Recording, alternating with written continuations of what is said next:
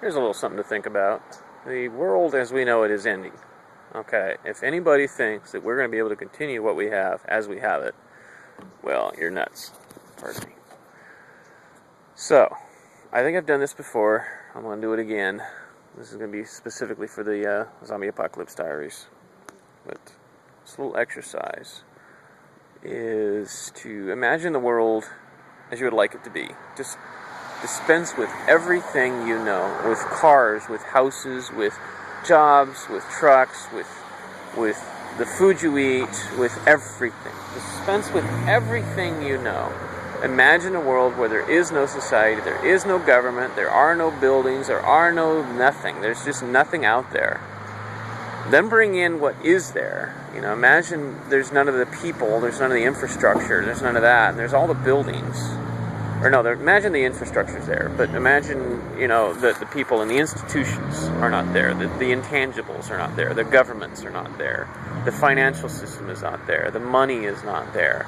It's just a world of a bunch of people and a bunch of buildings, and we could do anything we want with it. Just imagine that and what we would do. How would we redo this? How would you like to have our society? How would it look to you? What would you like it to be like?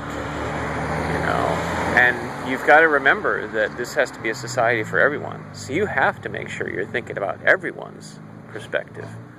You know, don't just think about how you want society to be. How do you think we should have our society? How would it be best for everybody?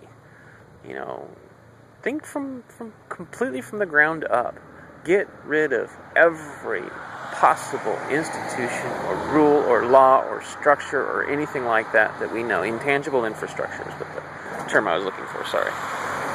Anything intangible, any concepts, entities, ideas, groups, anything that isn't physical, get rid of it in your mind. Imagine that we have the whole world to play with. There are no borders, there are no boundaries, there are no rules, there are no laws.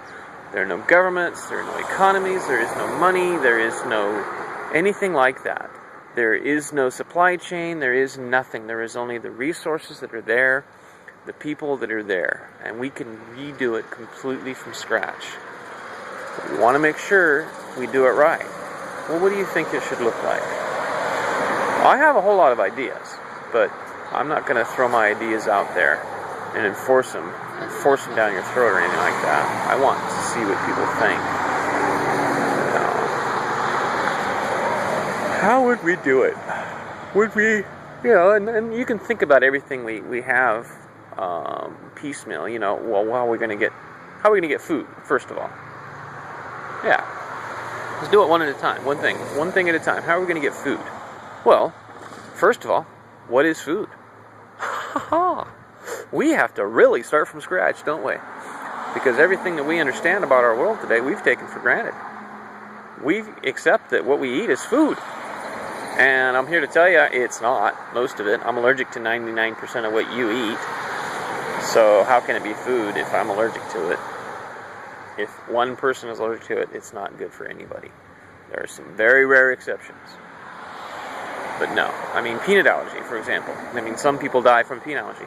Well, that's because no one should be eating peanuts. They're poisonous to all of us. You know? So, we've got to think in those terms. We have to recognize what are our needs. What are our actual needs? What do we really need? Well, we need food. We need actual digestible food. We need to determine what is food. So don't just take for granted that we need food. And that you know what food is. Don't take anything for granted. Don't take water for granted. Christ. You know, how do we know we need distilled water versus ionized water or deionized water or filtered water or polluted water or germy water? What do we need? You know, let's figure that out. And then, okay, beyond food, what do we need? Well, once we figure out what food is, we got to figure out how to get it. Well, that's largely determined by what food is. I mean, if we think we should all be vegetarians, well, we better make sure we should be vegetarians first. But I'm guessing that we're going to need mammal or animal protein. So maybe instead of growing all those vegetables in Central Valley, California and Imperial Valley, we should be growing food for farm animals or something. or finding a way to have more efficient use of protein. Or here's the thing. Here's the thing. We're smart enough. Why don't we just develop our own food?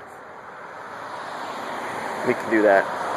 Okay, so next, how do we get this? Well, again, fully depends on what we do.